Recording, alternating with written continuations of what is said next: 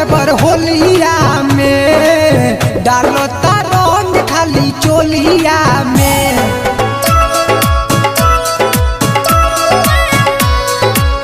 बाटी पगलाइल देवर होलिया में, डालो रंग खाली चोलिया में।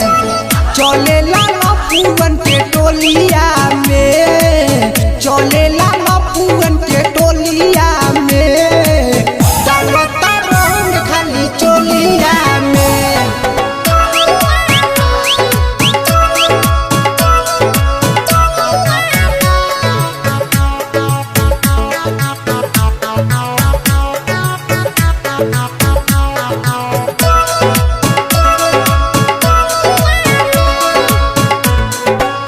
करेला खाली जोबन के पसंद हो, लुटेला फागुन में सैया के धन हो।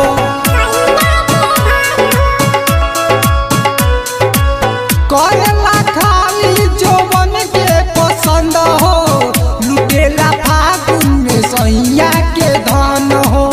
डर बाटे सखी ओकरा बोलिया में, डर बाटे सखी ओकरा बोलिया में, डालो रंग खाली चोलिया में।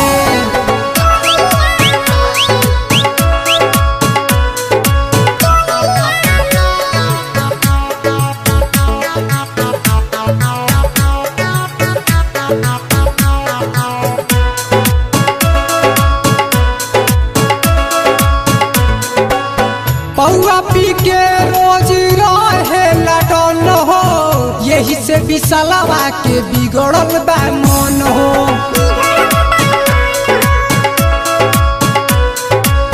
पौआ पी के रोज रहे लडन हो, यही से विशाल